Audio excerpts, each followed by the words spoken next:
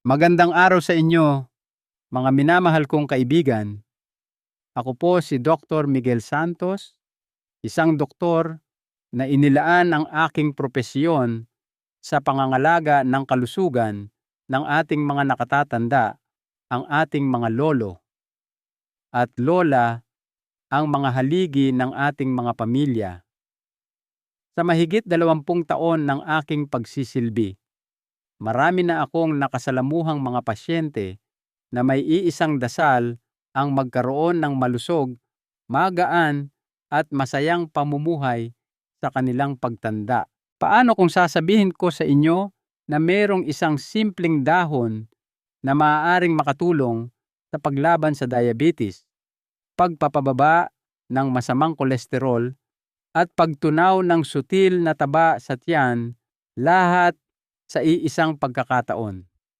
Maaaring isipin ninyo na ito'y napakagandang pakinggan para maging totoo. Ngunit hiling ko lang po ay samahan ninyo ako sa loob ng ilang minuto. Hindi natin kailangan ng mga mamahaling gamot, masalimuot na treatment o mahigpit na dieta para bumuti ang ating pakiramdam. Minsan ang kalikasan mismo ang nagbibigay sa atin ng mga solusyon na ating kailangan. At ngayon pag-uusapan natin ang tungkol sa isang makapangyarihang dahon na tahimik na nagpapabago ng buhay ng marami. Kung kayo po ay nasa edad 60 pataas at pagod ng labanan ang pabago-bagong blood sugar, ang pataas na bilang ng inyong kolesterol o ang matigas na taba sa tiyan na ayaw umalis, ito na marahil ang pinakamahalagang babasahin ninyo sa buong linggo. Sa katunayan, ipinapakita sa mga bagong pag-aaral na ang isang dahong ito ay nagtataglay ng mga espesyal na sangkap na sumusuporta sa inyong metabolismo, nagpoprotekta sa inyong puso, nagpapabawas ng pamamaga sa katawan, at tumutulong sa inyong katawan na magsunog ng taba sa mas epektibong paraan kahit pa kayo ay nagpapahinga. At hindi lang iyan. Bago ko ibunyag ang numero 1 pinakamakapangyarihang dahon, ibabahagi ko rin sa inyo ang iba pang mga dahon na marahil ay nasa inyong kusina o hardin na. Bawat isa ay may pambihirang benepisyo para sa inyong panunaw, sirkulasyon ng dugo, enerhiya, at maging sa inyong mga cravings o paghahanap ng matatamis. Sabihin ninyo sa comment section kung nakagamit na kayo ng mga halamang dahon para sa inyong kalusugan. At huwag kalimutang i-like ang artikulong ito. Handa na ba kayong humakbang patungo sa isang mas magaan at malusog na pangangatawan? Halina't simulan natin, dahil ang unang dahon sa ating listahan ay maaaring nasa loob na ng inyong lalagyan ng tsa. Peppermint yerba buena. Isang dahon na marahil ay pamilyar sa inyo. Ang peppermint, o mas kilala sa atin bilang yerba buena, ito ay higit pa sa isang nagpapapreskong lasa. Alam nyo ba na kaya nitong palakasin ang inyong metabolismo kahit kayo ay nakaupo lamang? Ibig sabihin, mas maraming calories ang sinusunog ng inyong katawan sa natural na paraan, isang bagay na nagiging mahirap habang tayo ay nagkakaedad. Isipin ninyo para kayong nag-eehersisyo ng bahagya habang nagbabasa lang ng dyaryo o nanonood ng telebisyon. Ngunit hindi diyan nagtatapos ang galing ng peppermint. Pinagiginhawa nito ang panunaw, binabawasan ang pagiging kabagin, bloating, at tumutulong na mailabas ang sobrang likido sa katawan na sanhi ng mabigat at manas na pakiramdam sa tiyan. Ito yung pakiramdam na parang laging busog kahit hindi pa kumakain. Para itong isang malumanay na janitor para sa ating bituka. Higit pa rito, Ipinapakita sa mga pag-aaral na ang peppermint ay nakakatulong na patatagin ang blood sugar, bawasan ang biglaang pagtaas nito, sugar spikes, pagkatapos kumain, at pag-aanin ang cravings o paghahanap ng matatamis. Kung kayo ay may diabetes o pre-diabetes, malaking tulong ito upang maiwasan ang mga delikadong pagbabago sa inyong asukal sa dugo. Maganda rin ito para sa puso. Pinapababa nito ang masamang kolesterol, LDL, pinapataas ang mabuting kolesterol, HDL, at pinoprotektahan ang ating mga ugat. Isang tasa lang ng mainit na tsaa ng peppermint araw-araw ay kayang gumawa ng himala. Nasubukan nyo na ba ito? Dua, Ora pro nobis. Hindi gaanong kilalang hiyas. Ngayon, pag-usapan natin ang isang dahon na marahil ay hindi ninyo pa gaanong naririnig ang ora pro nobis. Medyo mahirap bigkasin, pero maniwala kayo sa akin, ang maliit na dahong ito ay isang nutritional powerhouse o puno ng sustansya. Sagana ito sa protina mula sa halaman at fiber, dalawang bagay na tumutulong para makaramdam kayo ng pagkabusog sa mas matagal na panahon, bawasan ang cravings at panatilihing balanse ang inyong blood sugar pagkatapos kumain. Ito ay napakahalaga kung kayo ay may diabetes o sinusubukang iwasan ang mga sugar crash na nagiiwan sa inyong pagod at gutom. Ang fiber sa dahong ito ay parang isang walis na tumutulong maglinis ng sobrang kolesterol sa ating mga ugat. Pinoprotektahan ang mga ito mula sa pagbabara at sinusuportahan ang malusog na panunaw. Maraming nakakapansin na nababawasan ang kanilang pagiging kabagin at nagiging mas regular ang kanilang pagdumi matapos idagdag ito sa kanilang pang-araw-araw na gawain. Higit sa lahat, nilalabanan ng ora pro nobis ang tinatawag na silent inflammation o tahimik na pamamaga sa loob ng katawan at sinusuportahan ang isang mas malusog na metabolismo sa pangkalahatan. Nasubukan nyo na ba ang dahong ito sa mga sabaw o ginisa? Gusto kong marinig kung paano ninyo ito ginagamit. 3. Sage ang halamang gamot ng mga ninuno. Narito ang isang dahon na tahimik na tumutulong sa mga tao sa loob ng daan-daang taon, ang sage. Kung ang problema ninyo ay ang matigas na taba sa tiyan, mataas na blood sugar o tumataas na kolesterol, ang maliit na dahong ito ay maaaring maging bago ninyong matalik na kaibigan. Ang sage ay may likas na kapangyarihang anti-inflammatory na tumutulong pakalmahin ang inyong katawan mula sa loob. Mahalaga ito dahil ang pangmatagalang pamamaga, chronic inflammation, ay isang nakatagong dahilan sa likod ng pagbigat ng timbang insulin resistance, hindi pagtugon ng katawan sa insulin, at maging mga problema sa puso. Isipin ninyo ang pamamaga na ito na parang isang maliit na apoy na patuloy na nagniningas sa loob ng inyong katawan. Pinapagod nito ang inyong mga organo at ginagawang mahirap para sa inyong katawan na gumana ng maayos. Pinapatay ng sage ang apoy na ito. Tinutulungan din nitong ayusin ang blood sugar at sinusuportahan ang mas mahusay na insulin sensitivity. Ibig sabihin, mas madali para sa inyong mga selula na gamitin ang asukal glucose mula sa pagkain para maging enerhiya nang hindi nagdudulot ng mga mapanganib na pagtaas nito. Dagdag pa rito, nakakatulong itong pababain ang masamang kolesterol habang pinapataas ang mabuting klase na nagbibigay sa inyong puso ng suportang nararapat dito.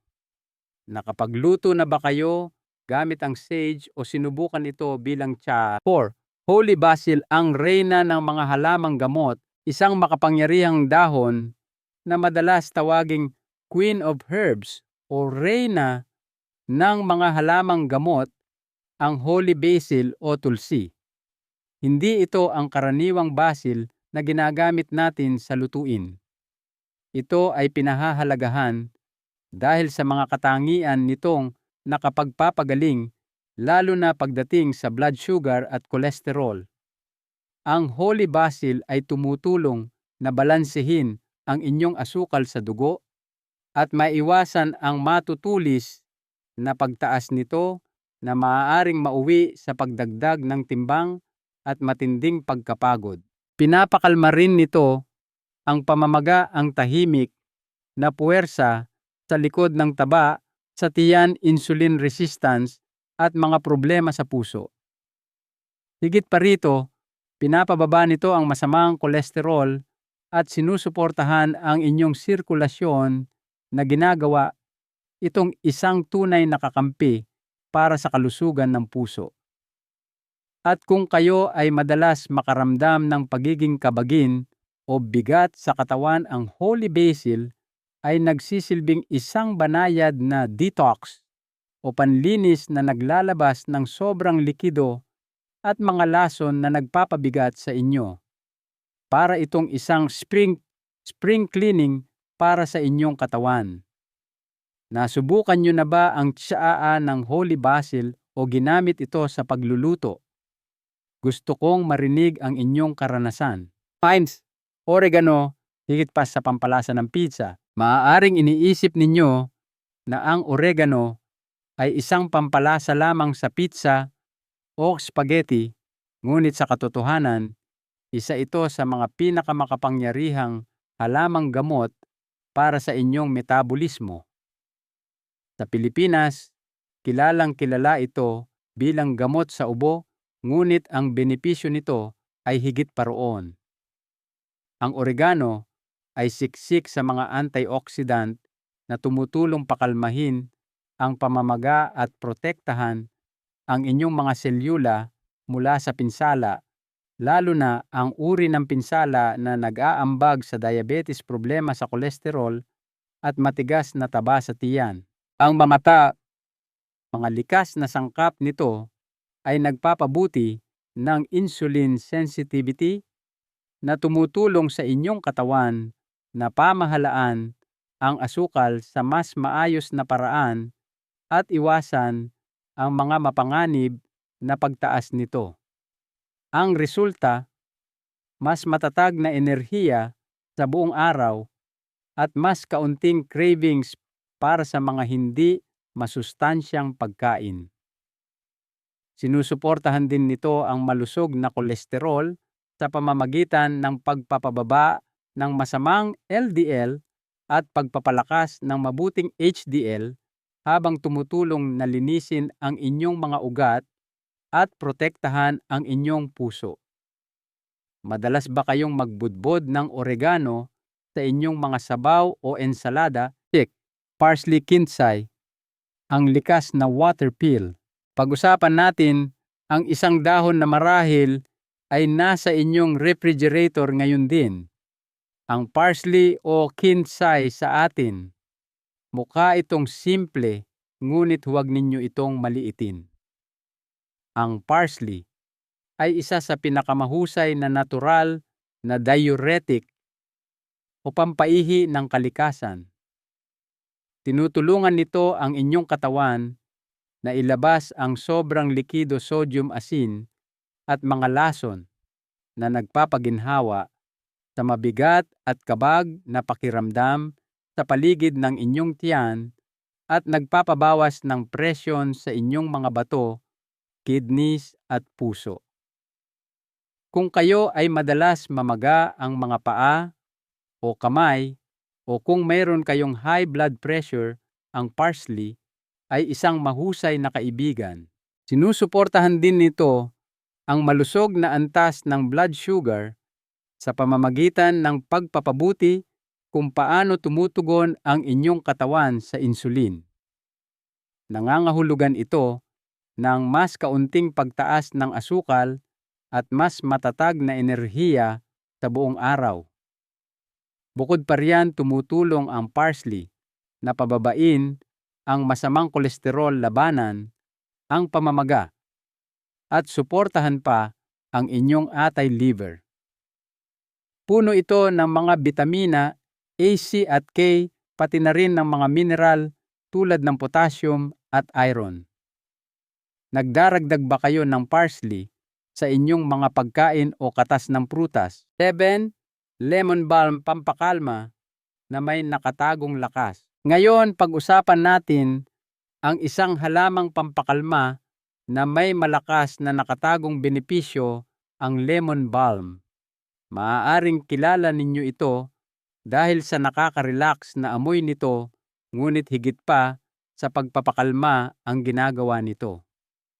Ang lemon balm ay tumutulong na pababain ang blood sugar sa natural na paraan sa pamamagitan ng pagpapabuti kung paano ginagamit ng inyong katawan ang insulin na ginagawa itong isang banayad na kakampi sa pamamahala ng diabetes o pag-iwas dito.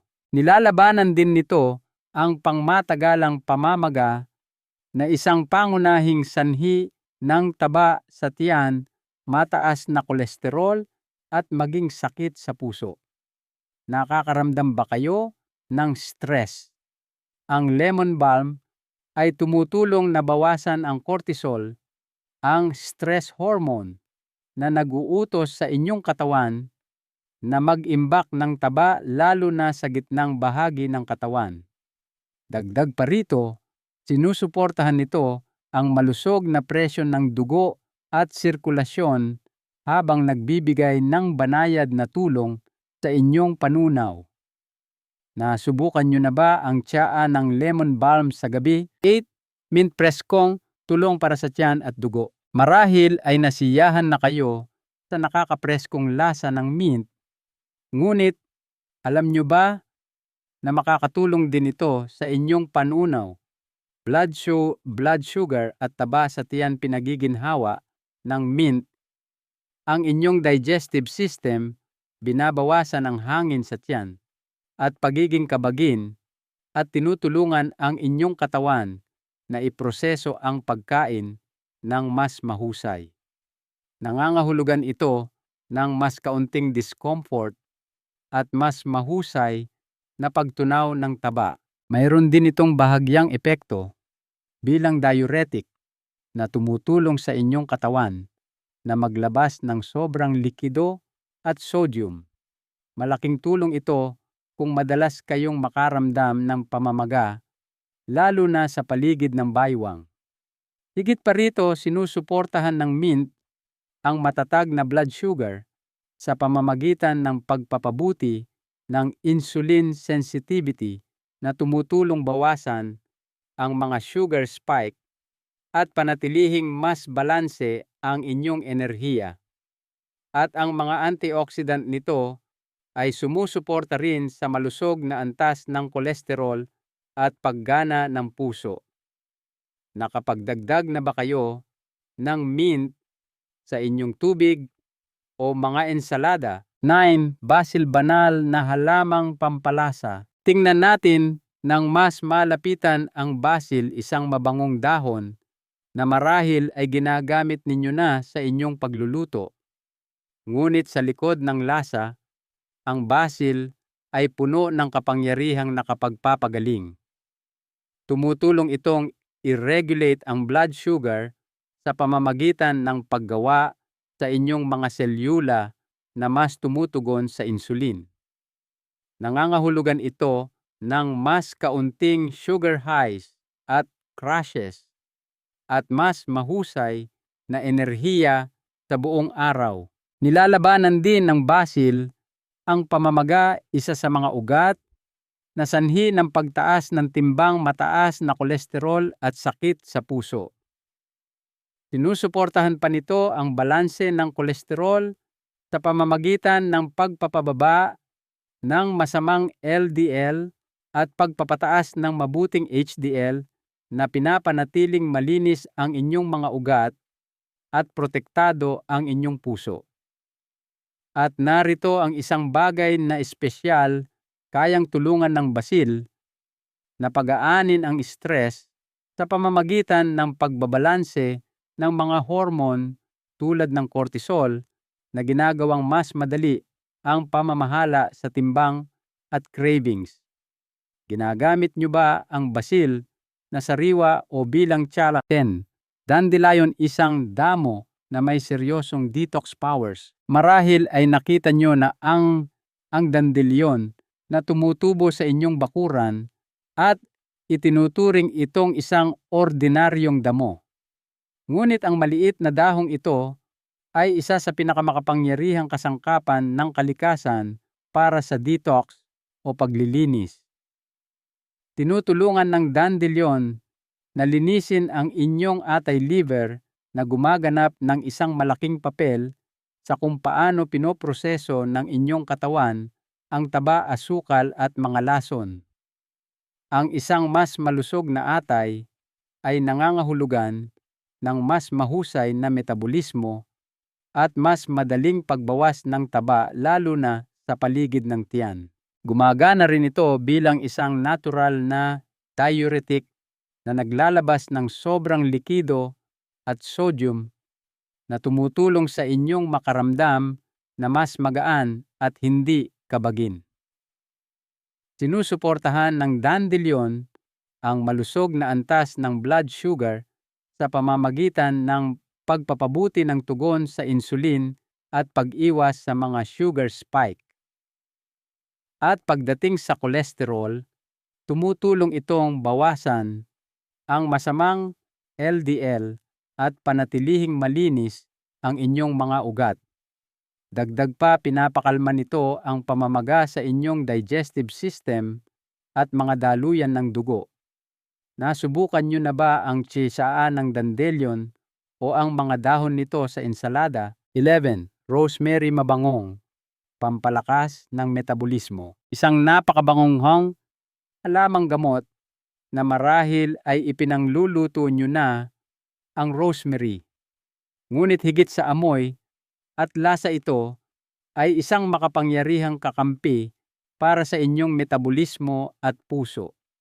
Tumutulong ang rosemary na mapabuti ang insulin sensitivity na nangangahulugang mas mahusay na napoproseso ng inyong katawan ang asukal na humahantong sa mas matatag na blood sugar at mas kaunting pag-iimbak ng taba. Pinapababa rin nito ang masamang kolesterol, LDL. Sinusuportahan ang malusog na sirkulasyon at tumutulong na panatilihing malinis ang inyong mga ugat. Malaking panalo ito para sa inyong puso. Ano ang talagang espesyal? Tinutulungan ng rosemary ang inyong mga selula na magsunog ng mas maraming taba sa pamamagitan ng pagpapalakas ng aktibidad ng mitokondria, ang mga natural na energy engine o makina ng enerhiya ng inyong katawan. At tulad ng marami sa mga pinakamahusay na halamang gamot, ito ay isang natural na anti-inflammatory at banayad na diuretic na tumutulong sa inyong katawan na maglabas ng mga lason at bawasan ang pamamaga. Ginagamit nyo ba ang rosemary sa pagluluto o mga tsa? 12. Dahon ng abokado.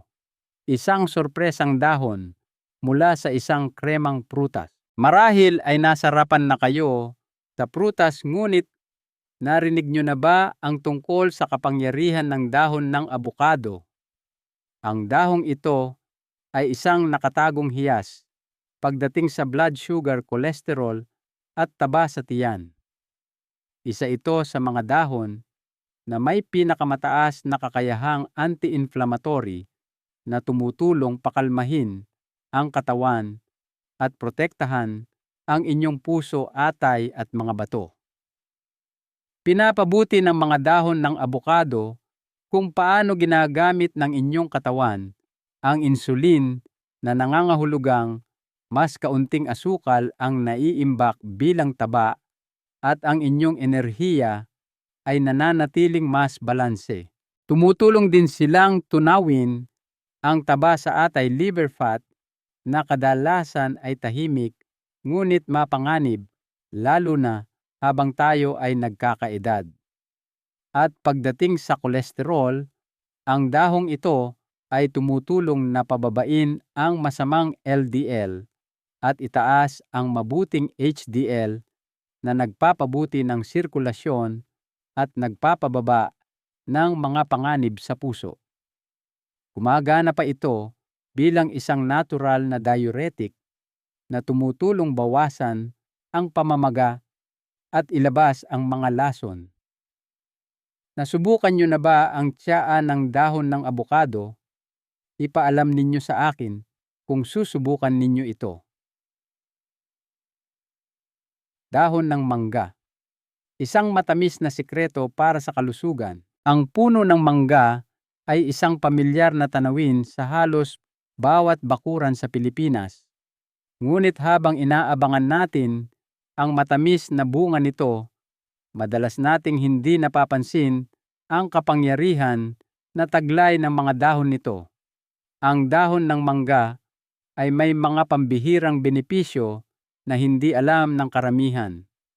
Ito ay lalong nakakatulong kung sinusubukan ninyong pamahalaan ang inyong blood sugar at bawasan ang taba sa tiyan. Ang mga dahon ng mangga ay mayaman sa mga antioxidant na sumusuporta sa balanse ng insulin na tumutulong maiwasan ang biglaang pagtaas ng asukal at ang kasunod nitong pagbagsak o crash.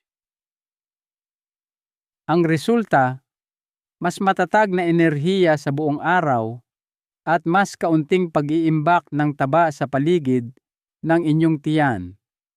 Tumutulong din itong pababain ang masamang kolesterol at protektahan ang inyong mga ugat mula sa pagkakaroon ng plaque o bara na nagpapanatiling mas malusog ang inyong puso.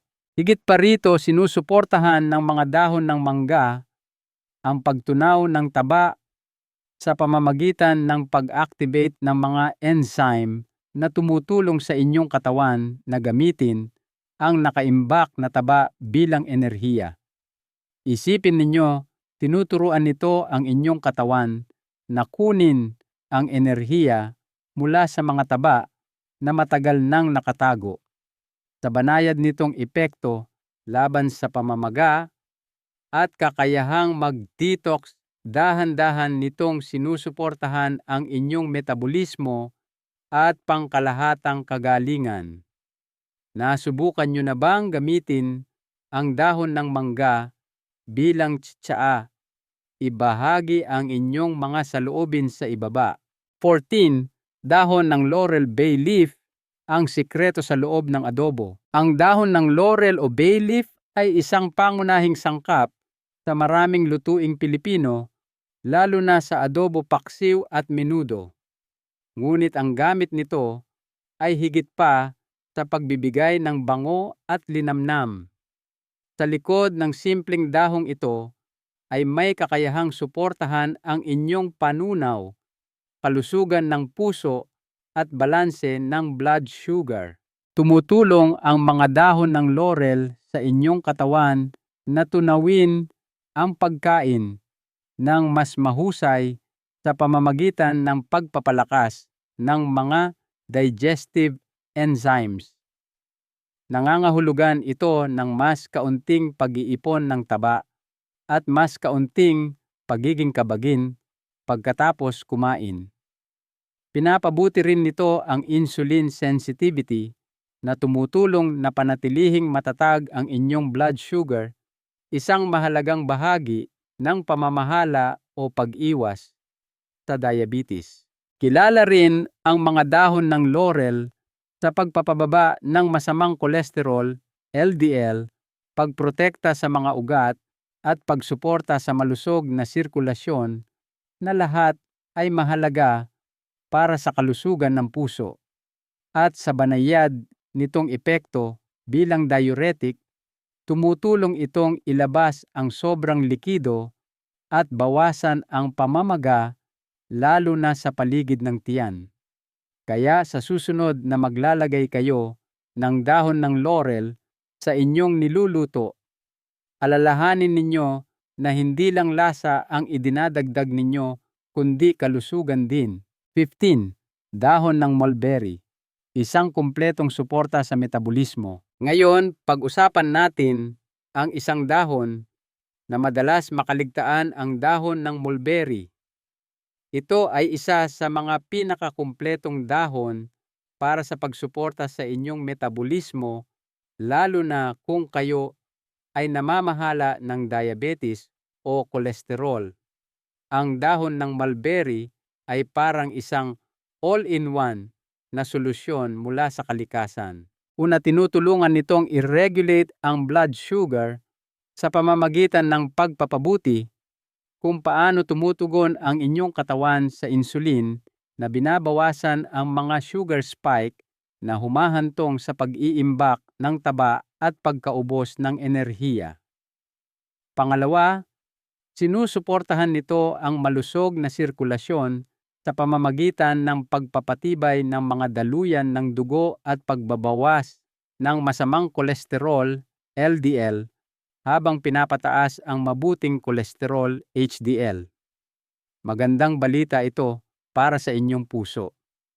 Pangatlo, pinapalakas pa ng dahong ito ang pagsunog ng taba lalo na sa paligid ng tiyan at tumutulong na pakalmahin ang panloob na pamamaga na nagpapabagal ng inyong metabolismo.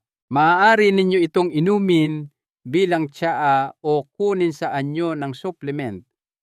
Ito ay simple, ligtas at napaka-epektibo. Nasubukan nyo na ba ang tsaa ng dahon ng mulberry? 16. Dahon ng oliba, olive leaf, ang pinakamakapangyarihan sa lahat. At ngayon, dumating na tayo sa huli at masasabi kong isa sa mga pinakamakapangyarihan sa lahat. Kung naghahanap kayo ng isang natural na suporta para sa diabetes, mataas na kolesterol at sutil na taba sa tiyan, ang dahong ito ay tunay na namumukod-tangi. Ito ang dahon ng oliba o olive leaf. Ang mga dahon ng oliba ay mayaman sa isang espesyal na sangkap na tinatawag na oleuropein. Ang sangkap na ito ay isang himala para sa ating kalusugan. Tinutulungan nitong balansehin ang blood sugar, pabutihin ang insulin sensitivity, at maiwasan ang mga sugar spike na nagdudulot ng pag-iimbak ng taba lalo na sa paligid ng tiyan.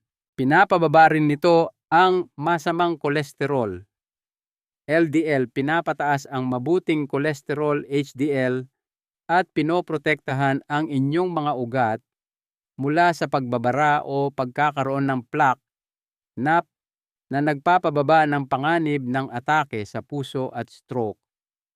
Ito ay napakahalaga lalo na't ang sakit sa puso ang nananatiling pangunahing kalaban ng ating kalusugan. Ang mas kahanga-hanga pa, ang dahon ng oliba ay tumutulong na i-activate ang mga fat-burning enzymes at bawasan ang taba sa atay na ginagawa itong isa sa mga pinakamahusay na natural na opsyon para sa buong suporta sa metabolismo ng katawan. Umiinom na ba kayo ng olive leaf extract o tsaa nito? Gusto kong malaman ang inyong karanasan. At tandaan, minsan ang mga pinakasimpleng bagay mula sa kalikasan ang siyang gumagawa ng pinakamalaking pagbabago. Ang ating huling salita at isang mahalagang aral. Ayan na po mga kaibigan. Ilan lamang iyan sa mga pinakamakapangyarihang dahon na handog sa atin ng kalikasan. Mula sa preskong yerba buena hanggang sa makapangyarihang dahon ng oliba, bawat isa ay may dalang espesyal na tulong. Maging ito man ay para sa pamamahala ng inyong blood sugar, pagpapababa ng kolesterol, pagpapaginhawa sa pamamaga, o sa wakas ang pagtanggal ng matigas na taba sa tiyan na matagal nyo ng problema. At ang pinakamagandang bahagi, karamihan sa mga ito ay madaling hanapin, madaling gamitin, at banayad sa ating katawan.